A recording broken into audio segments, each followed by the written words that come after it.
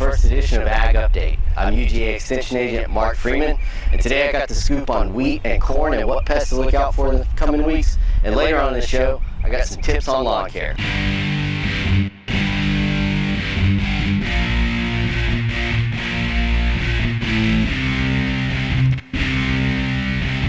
Overall, the wheat crop was pretty good this year.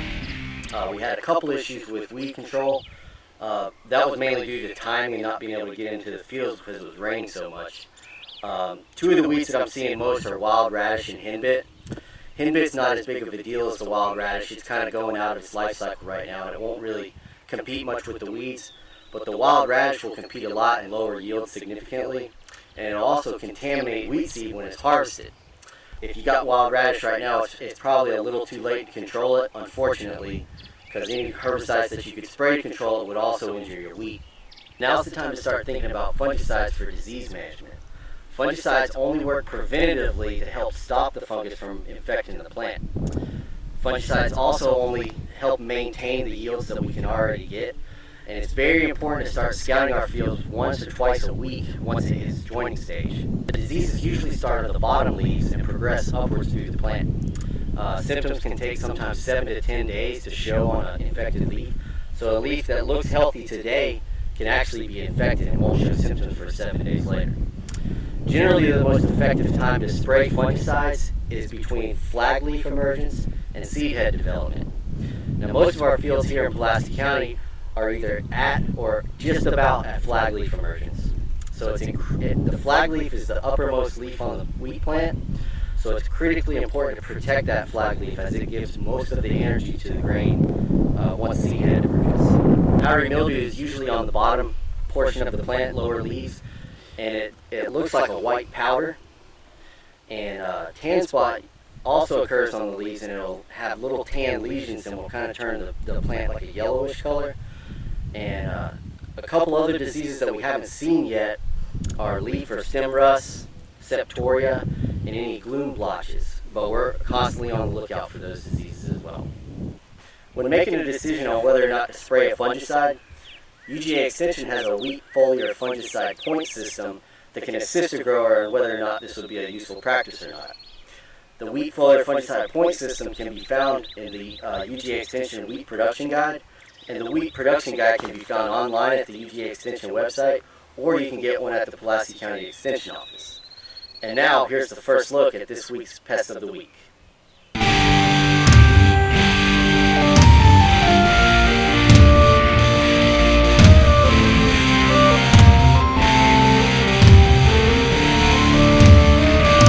planting is in full swing here in Pulaski County.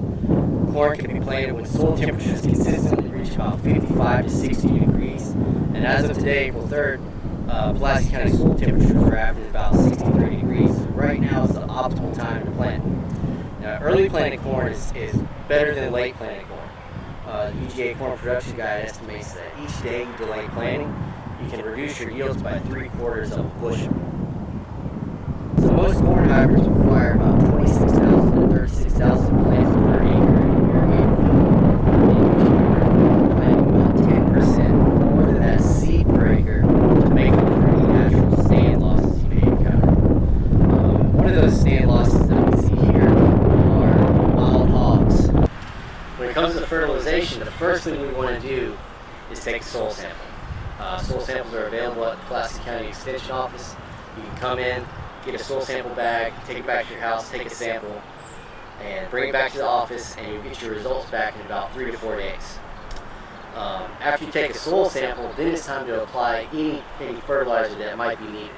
But after taking a soil sample, you may not even need fertilizer. But right now is the proper time for lawn fertility. And if you've never taken a soil sample before, I'm about to demonstrate how to do that. When we're taking our soil sample, we'll use a soil probe or a spade and a plastic 5-gallon bucket. And we'll want to get soil probes from different areas of the lawn. So for example, in a normal lawn, you would take probably 10 to 15 probes. We'll go 4 to 6 inches deep in the ground, and then you put that into your bucket. Before you put it in your bucket, you want to take off a little bit of grass or organic material that's on the top. And then once all samples are in the bucket, we'll mix them all together put them into our soil bags provided by UGA Extension. Just like lawn fertilization, right now is the optimal time to start thinking about our summer weed control programs. Now, the base of any summer weed control program should be a pre-emergent herbicide. Now, pre-emergent herbicides are just that, they're pre-emergent.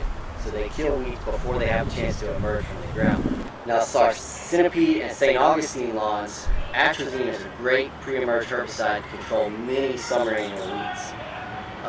Atrazine is not, however, labeled on Bermuda grass lawns, so if you have a Bermuda grass lawn, you probably want to go with a product like Surfland, Bayland, or Pendimethalin. Now, those products are also labeled for Centipede and St. Augustine lawns, so they're great products for that as well. One thing you have to remember when using herbicides is to use the proper rates. If you're not using the proper rates, you're not going to get 100% control of your weeds. For more information on lawn fertility or herbicide use, order yourself a Georgia Pest Management Handbook for homeowners. You can pick this up at the Pulaski County Extension Office. It just gives all kind of information on fertilizer use, herbicide use, even insecticide and fungicide use on turf grass, and ornamentals and anything else a homeowner would have questions about. So make sure you get one of these if you're going to be doing anything in your lawn.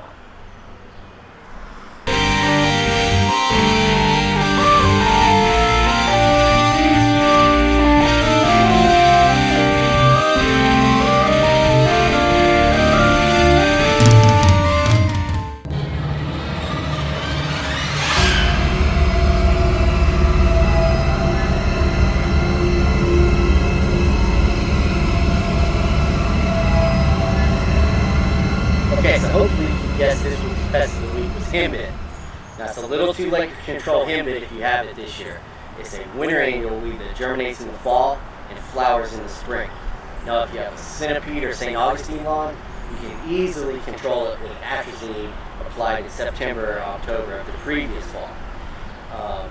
If you didn't do that, or you have a Bermuda grass lawn, in the wintertime or early spring, you can apply Roundup or glyphosate or triclopyr over dormant Bermuda grass. You don't want to do that when it's starting to green up or you'll get some serious injury. And if you had henbit this year, you're going to have henbit next year. So go ahead and be prepared for next year. Get that pre-emerge herbicide out in September, October, and you won't have to deal with it this year.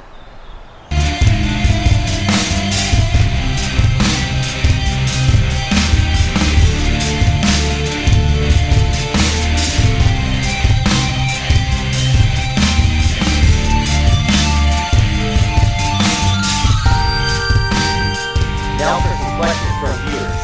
Allison, what do we have today? Hey Mark, our first question is from Julie. At what height should I grow my grass? It depends. If you have a Bermuda grass or a Zoysia grass, you can cut it a little bit lower, maybe 1 to 2 inches. But if you have a Centipede or St. Augustine grass, those grasses need a little more leaf area for photosynthesis. So you'll want to cut them at about 2 or 3 inch height. Our next question is from Nancy. I'm planning on sodding my yard this summer. Should I go with Bermuda grass or Centipede grass? Well, that depends. Bermuda grass and Centipede grass both need ample amounts of sunlight. So if you have a lot of shade in your yard, neither of those grasses are going to work well. Now, Bermuda grass needs a lot more nitrogen and a lot more water than Centipede grass does. But it can also tolerate a lot more wear and tear. So if you have a bunch of kids playing soccer and a few dogs running around all day long, Bermuda grass is probably the better choice of the two. From Sonia, we have this question. I planted a small tree last year, and I watered it plenty, but it still died. Well, there's no way of knowing exactly what happened, but a lot of times when people plant trees, they'll want to plant them too deep in the ground. So what you want to do is when you dig the hole, you want to dig it into like a bowl, with the bowl being at least 2 times wider than the root ball itself. You also don't want to plant it too deep. You want to have the top of the root ball at soil level or even slightly above, and then fill in the sides and mulch over the top. And that's going to allow the tree to survive a lot better than if you're planting root.